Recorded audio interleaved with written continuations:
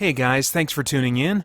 We've got a ton going on here at Spirit Blade Productions and Christian Geek Central, including our in-depth Bible study for geeks, movie, game, and other entertainment reviews or commentary, live streams, Christian geek news, original audio dramas, and tons more. And on top of all that, you can become a Spirit Blade insider with an influential voice and get access to exclusive content and rewards. It's your involvement as a patron that will keep all of this going and growing, so I want to thank you for your consideration in that. For more information, please check out our Patreon page through the link below at patreon.com/spiritbladeproductions. Thanks for listening. Hey guys, Peter Franson here from christiangeekcentral.com and Spirit Blade Productions, sitting in my office here, recording this with my phone, because in just a second here I'm going to take you guys through a little tour of the iPhone app of DC Universe Infinite, the subscription service that DC offers for $7.99 a month or $74.99 a year, giving you access to tons and tons of comics from throughout their publishing history. I'll try to walk you through what I think are the pros and cons of the service and the potential appeal that it has for me personally, and kind of where I'm coming from. First, I should say that I have not been a regular DC Comics reader for over 5 years. Somewhere around the New 52 is where I dropped off because I just didn't like a lot of things that happened with that reset. And once I let go of comics, in hindsight, it became clear to me that, oh my gosh, that was an expensive hobby. And it was very cool to see that money go elsewhere in forms of entertainment like video games that I could get a lot more enjoyment time out of compared to what I'd been paying for comic books. And even though I really like owning physical comics, this service, from where I'm at specifically, wanting to kind of test out the DC waters again as a big DC fan, considering getting back into more regular reading of what they've done and what they're doing with the DC Universe since the big reset that happened with the end of Doomsday Clock. This really might be the right kind of option for me in particular. I don't think it's going to be a good fit for everybody. But anyway, let's dive in to the app on the phone and talk about this animal as we look at it. So here it is right here, jumping in. Oops, I was already in the middle of a comic here. Let me get done with that. Jump to the home page. On the home page now, I really do think that this experience is best had on a tablet or phone. I tried it on the PC and it just was not an enjoyable experience on my desktop. I would prefer to do this on a tablet. I borrowed my wife's tablet to kind of experiment with that, and having a larger screen is something that I definitely prefer. That said, I did adjust to using the smaller screen, and there are some options and concessions that they put in the software that help make a smaller screen experience still a pretty good one. So on this homepage, you just got basically what other people are liking, whether it's the staff or things that they're recommending, or what's most popular or what's new and fresh and hot. But the homepage is really about giving you suggestions of places that you could start. You jump over to the comics tab, and you really have to kind of narrow it down from here. I've got some filters on right now, but if I clear filters, now we've got 1,279 series of comic books, not issues, but different series. And so you can introduce, as you're scrolling here, the filter option will pop up, and you can choose between different eras, like the Golden Age, Silver Age, Bronze Age, Modern Age, and the New 52, which goes all the way up until 2016.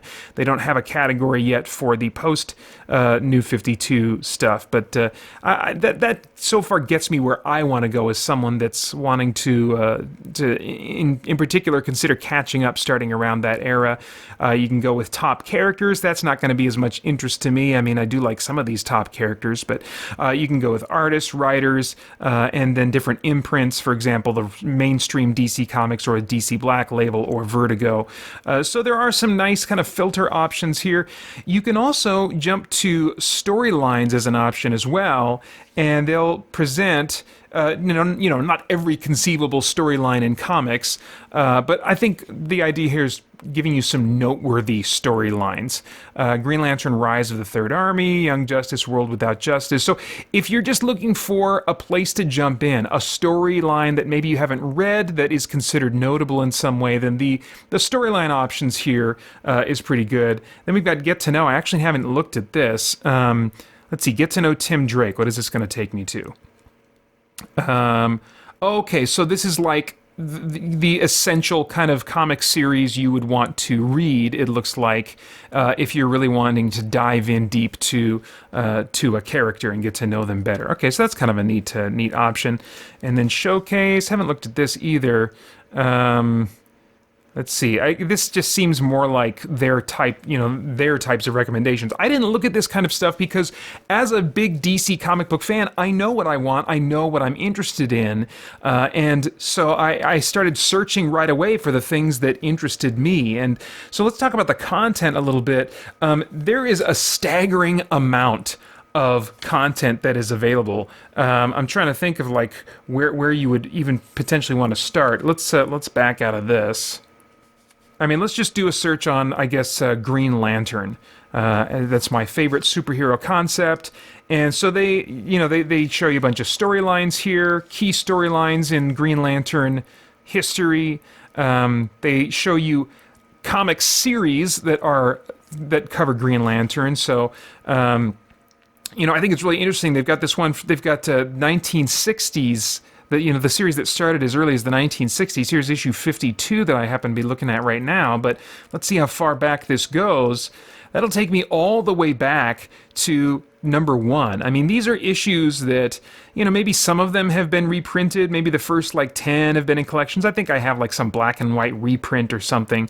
But if I went to somewhere just beyond those opening issues that have been reprinted a bunch and went to, say, Green Lantern number 24, then I can jump in and read this and have access to this comic that I never would have had access to, and wouldn't even have been quite curious enough to buy a reprinted collection or something. And so for someone that's maybe interested in comics historically, there's certainly some appeal there. I do have to mention, though, if you're interested in kind of putting yourself in the headspace of comics history, one thing that is missing from all of these is the letter columns. So if you go to the end of this issue, let me just jump really fast, swipe really fast through here, and I'll get to reading options for how you can read these comics in a minute here. Just want to talk about basic content for now, but oh, crap, I just skipped past it. I went too fast. Anyway, they do not reproduce the letter columns for any of these that I've seen so far, which is really kind of a shame. Not a big deal. If all you want to do is get caught up on the stories, then that's not a big deal, But if you want to put yourself in the headspace of the history, the publishing history of some of these stories, see what other readers were kind of commenting on and thinking about, especially in comics that were published in the pre-forums era, pre-internet era,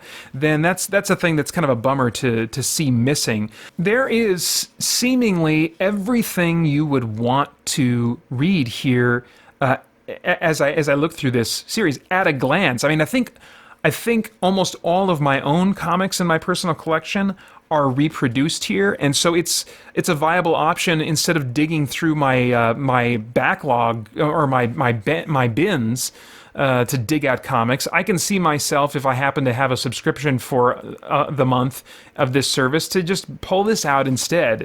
So the convenience factor is really nice. Again, I would prefer to read it on a tablet, but I think that I've discovered that I also enjoy reading it on an iPhone as well. But there are some really strange omissions from what is available on the service. Green Lantern Emerald Dawn, I specifically searched for, and it was just nowhere to be found. Emerald Dawn is the revamp of Green Lantern Hal Jordan's origin from the early 90s. But when I search for Green Lantern Emerald Dawn here, it is just nowhere to be found. And I have searched multiple times. I've tried to get creative. There's all kinds of other Green Lantern, Emerald Warriors, Emerald other things that show up, but no Emerald Dawn, which is really mystifying to me. They have, let's see, Emerald Warriors, Leviathan Dawn, Emerald Knight. They've got, let's see, they put Green Lantern Rebirth in there. Strangely, that's the more recent kind of revamp of his origins, which I actually don't like as much. They've got the Green Lantern movie prequel in here, but they don't have Emerald Dawn. That's really strange. They're also missing a particular time in Green Lantern publishing, and that is the period of the 90s, the early 90s, that featured Hal Jordan. Now, they do list it here, Green Lantern 1990 through 2004, but they only have 137 issues. And I wouldn't be surprised if this is actually a more common thing than I've noticed. I have so many comics, so many different series, I just haven't exhaustively searched to see what all is available. In fact, unfortunately, I don't even know at this point if you can search to see what comics are available in the service unless you have a subscription. Someone else can maybe let me know in the comments if they're able to browse and see what issues are available to read before actually paying for a subscription, because that would be a valuable thing to know. But anyway, this only goes as far back as Green Lantern 48, which is a bit conspicuous. That is when Hal Jordan, that's the destruction of Coast City, and the beginning of his really downfall, and then the introduction of Kyle Rayner. They do have plenty of Hal Jordan from earlier eras, from the 1960s and in the early to mid 80s. They've got a bunch of Green Lantern, but for some reason that little era there seems to be missing, and I'm not sure why that is. Even more surprising is that I have been unable to find on this service the one-shot story Batman the Killing Joke, which famously is the story in which Barbara Gordon her life is irrevocably changed. I won't go into spoilers in case you would like to read that classic story and be surprised by that moment. But I'm just shocked. They have so many other key Batman stories. They've got The Dark Knight Returns and the sequels to The Dark Knight Returns. They've got Batman Year One. So they've got so many of these really important stories historically to DC Publishing, and yet something like that is missing. Something like Green Lantern Emerald Dawn is missing.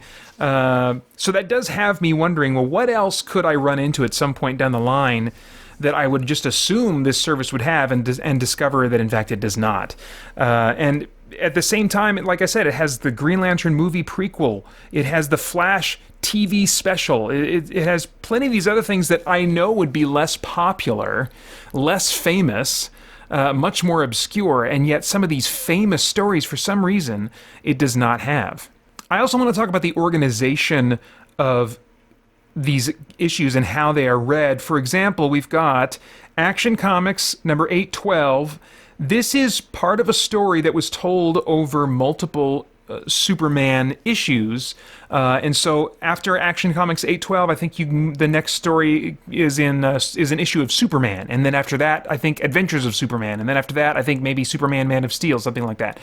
And in a lot of those classic issues, when there's a crossover situation, it'll say on the last page, next in such and such issue. And I happen to have the original printed issue of this comic, and that information is contained on the letters page in this instance. And so it does not say on the last page on the last panel what to read next. That information is on the letters page. And if I'm reading through the app here, what it tells me is next up in the series is Action Comics 813, but that is actually part 4 of this story, and I just finished reading part 1, and so I'd be missing a bunch of the story. And in order for me, if I didn't have these single issues, to understand what the heck happened, I would have to get online, I'd have to do some crazy searching. There just doesn't seem to be any way, any options here. Let's see here, view book details. Is that going to tell me anything? Oh, hold on here. Wait a second. Okay, so to be completely fair, continued Godfall Part 4 continued from Superman 202, and then at the end it says continued in Adventures of Superman 626. Okay, so not the smoothest experience when you're dealing with crossovers if they don't have a note in the art themselves, but thankfully it is there. Okay, well, I'm glad to see that. Even so, I really wish it would be the next thing that pops up. Instead, I'm going to have to go back and search for Adventures of Superman 626, so just a little hiccup, little bump in the road. But if you're reading a single series and you're just going through a single series that does not require you to jump around to other books, then it works really well, just rolling from one issue into the next. I mean, it's really, in that regard, built for binging if you're just reading a series straight through. So now I'm over at the My DC tab, and this kind of keeps track of the comics that you've read. That's in your comic history. You can favorite things and add them to your favorites collections, and so that's pretty handy. Let's see, what is this more thing? Oh, community and shop. Okay, not really interested. So let's take a look at an issue and see how it reads. Okay, now this is one of the first comics that I tried out. You get an alternate covers. That's kind of cool, and you can read it, just off of a phone screen or a tablet, just in this traditional way. If you tap on the right side of the screen, then it cycles to the next page, or you can swipe as well.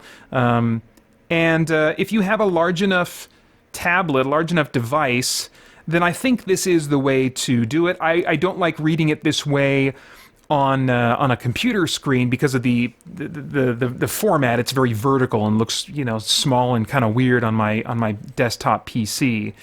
The way I've found that I prefer to read it on the phone is to just tap on the screen here, and then it pulls up this menu at the top. And oops, let me bring that up again. And if you touch, you can't see what I'm touching there, but of the two symbols at the top there in the top right, with the little the rectangles and stuff like that, I tapped the one on the left, and that takes you to panel view, which will move you through the book panel by panel. Whenever you tap on the right side of the screen, it'll move you to the next panel. And so you see this, and then we tap, and then it moves you there. And then they give you a full shot, which is not always the case. You're not guaranteed to see the entire page of art.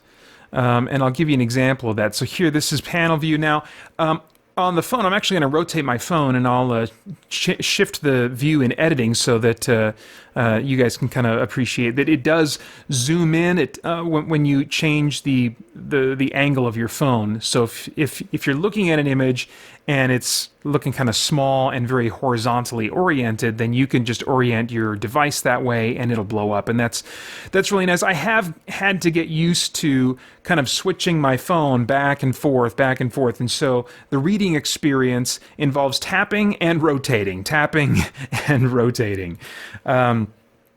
let's see here. Actually, we'll keep it in my horizontal view.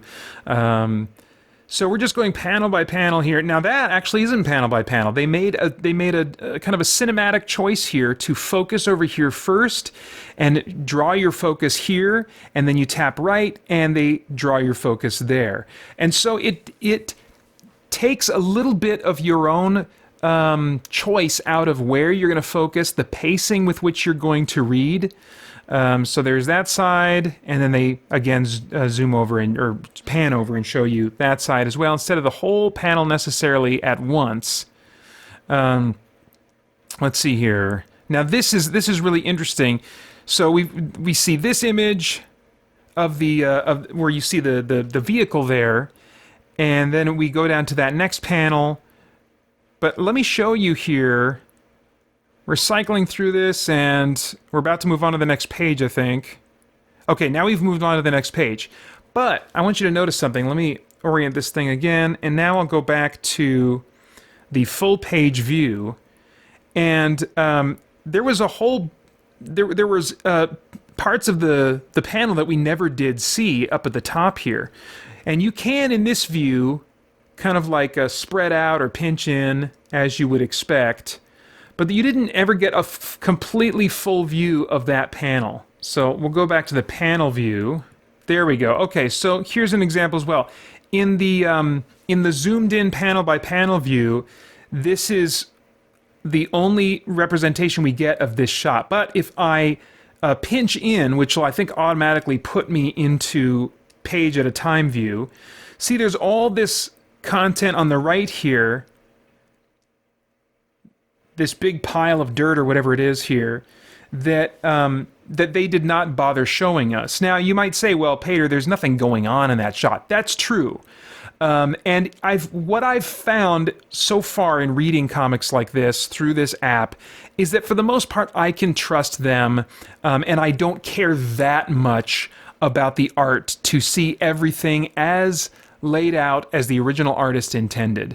And most times you don't miss any parts of the art. A lot of times, after zooming in on a couple elements, they'll, especially if the shot is designed to draw your attention to a big spread shot image, then after zooming in on the dialogue here, before moving on, they'll zoom out and give you the whole shot of the page or the panel or whatever it is. So I've found that surprisingly I've adjusted to the panel by panel view on my phone and found it a totally viable and enjoyable way to read comics through this app. But it is worth saying that I historically have not read comics for art. Over my time as a comic book reader, I've grown to appreciate art and its effect on mood and storytelling much, much more than I did originally. But still, I've never been someone that primarily reads comic books for their art. I think that covers like the main stuff that I wanted to show you guys. I am feeling really pretty good about this service. I don't think it's... I don't think I'll ever subscribe to it on like a regular basis. I think it'll be the kind of thing where every few months when I'm in a comic booky mood and I have time to dedicate to reading, I will get the service for $7.99 for $8, because what I discovered as I looked back at my comic book collecting is most of my comic books I read once and then didn't read again, and just hung on to them theoretically to allow my future children to read them. Well, I have those future children now, and they're not quite old enough anyway, but they're not as interested in superheroes, I think, as I was, and so I don't know that they'll ever get any kind of fun out of reading the comic books in my collection or not. And they might prefer, honestly, to just take advantage of reading comic books when I subscribe to this service. That $8 a month is huge. That really is huge. I looked to see how much a trade paperback would be for Batgirl Volume 4 in the New 52 run, because I really enjoyed what I read of that series. And it would cost $8 plus shipping to get the cheapest used copy of that. Now, you can find trade paperbacks that are cheaper than that, but you can also find them costing more than that. And the time it takes for me to fly through some of these comics, even as I am kind of enjoying the art, really does not take me long to get through these comics. And so I think that I will be totally content to use this service going forward for any DC comic book reading I am likely to do. Even if I really, really enjoy a story, ultimately I can buy it physically in trade paperback probably if I want to. And if not, then I can just wait, and if I really want to read it again, when I have gone back and read some comics again, it's been years in between going back and reading a story. And so I really do believe that I would be saving money in the long run by going with just this intermittent subscription of $8 for a month. You can pay $75 for a year, and that'll save you $21. But honestly, for me, that would not be worth it. So this leaves me in a funny place right now. I find myself very interested in trying out some of these storylines. I love that I can do it relatively risk-free. Just recently, I got a couple of trade paperbacks that I wanted to try out in the New 52 era, and at least one of them I read and I was like, oh, that was alright. It's nice to know kind of what happened and to know about this status quo change. I don't feel like I'm ever going to want to read this again. And so that's just paper taking up space. And I think going forward, I don't know if I'll ever buy a trade paperback again when I can use this service instead. I'm really surprised. I did not think that I would be at all wanting to read comic books this way, to read them on my phone with the built-in, panel by panel reading method. I'm surprised. I'm surprised at how much I have enjoyed reading comic books this way. Also, the fact that it is DC only is not a big issue for me, although I have enjoyed several particular Marvel comics. I have historically been almost exclusively a DC guy, and so this service is a really good fit for me and a really good value for me in that regard, especially right now as I'm exploring, as I said, catching up and seeing what I've missed that's actually worth reading and catching up on since, a year or two after the New 52 era launched. This way I can binge my way through, quickly flip through different comics. And one thing that I didn't mention about the panel by panel thing is, if I'm enjoying a book, it's helped me to appreciate the art even a little bit more. I think there are some of these comics that I would have flown through. I went back and tried to read some issues that I already have that I'm very familiar with, and reading them through with the panel by panel mode activated, I appreciated some things that I hadn't before. It adds just a very slightly cinematic quality to it. It's like watching, not quite like watching animated storyboards, but if you're a special features junkie and you've liked watching storyboards for movies and stuff, and it adds just a little bit of interesting motion, and more than that, a little bit of focus. A little bit of like a sense of a camera focus that it is its own storytelling element. It seems clear to me that they have spent time choosing carefully what to focus on and to make that a worthwhile experience that even enhances your experience of reading the comic book. Now, for some comics and for some moods that I might be in, I'm not going to want them to take control of my experience that much, and I'll want to read it more on my own terms. But it really did start surprisingly to grow on me the way that they did those. There are some hiccups now and then. It's like, oh, why are you focusing on that? Why are you doing that? But those are really the rare exception in my mind. I've really enjoyed the clearly thoughtful choices that they are making. Anyway, I love the idea that I can use this service to do some binge reading, and when I can tell I don't like an issue, I can pop the viewing mode out to full page at a time and just kind of skim through. As I discovered with Green Lantern, I was like, oh yeah, I don't think despite him being my favorite character concept, I don't think I'm going to read any Green Lantern that I missed. It really seemed to go in a direction that I have no interest in. And I was able to figure that out just by reading in panel mode for a little bit, then going, no, this is kind of dragging, kind of boring, switching to full page mode, swiping through, just getting an overview, an idea of where the story was going, and then eventually saying, no, I'm not interested. So all the options that I have to explore and find what I'm really interested in is really appealing. Now, if I were, if this were something that I had access to 10 years ago when I was reading my weekly comics, I think it would be a hard sell for me.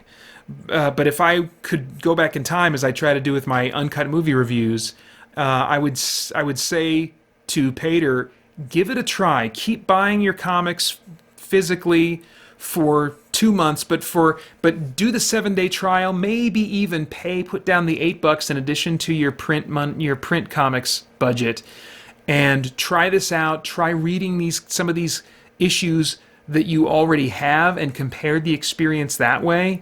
And you might just find that you're ready to leave, finally, print comics behind. That's what I'd recommend for you as well. If you're at all interested in this, there is a 7-day trial that's available for people that have not used the service before. I had even done a trial of the previous version of this service when they had the animated DC stuff and DC live action movies as part of the service. Well, all of that content is moved over to HBO Max, and they're rebranding this, relaunching this with a completely comic book focus. And I was still able, even though I had a trial account of their previous version of this, I was still able to use the 7-day trial to try this out. So I don't think for now, I think I will cancel the trial before it runs out and before I get charged. But this has certainly kind of lit a fire underneath me to read the DC comic books that I had intended to read leading up to the points that I'd left off in my previous collecting era. And then probably, just a matter of months from now, maybe I'll get another month of this and just explore what maybe there is for me to find and enjoy in more recent DC comics. And I mean, there are 5 to 7 years, I can't remember how long it's been. I want to say at least 5, maybe 7 years of DC comics for me to explore, and I'm really looking forward to that. I think that, as a believer who wants to steward my resources well, when I just look at the numbers, look at the experience that I have had reading comics, this is a much more, for me, much more responsible use of my finances to explore and enjoy comic books this way than the way I had before. I'm not saying that's a universal thing. I think that absolutely you can be a God-honoring steward of your resources and go with the more expensive route of reading the comics and buying them physically. But I think for many people, many Christians, I think, may end up discovering that going this route with their comic book hobby is a more responsible use of their finances, will allow them to stretch their fun money further without having to allocate more from their budget in order to kind of scratch some of their fan itches. So I think that in particular as believers that want to steward our resources well, this is an option. If not this service, then another option like it is an option that is well worth exploring. So anyway, those are all my thoughts for now. Would love to get yours in the comments below, just based on what you've seen or heard me talk about, or your own experience with digital comics, or with this app, or with this service in particular. And then, as always, I hope you'll join us soon over at christiangeekcentral.com as we continue to geek out and seek the truth. Do you believe in the supernatural?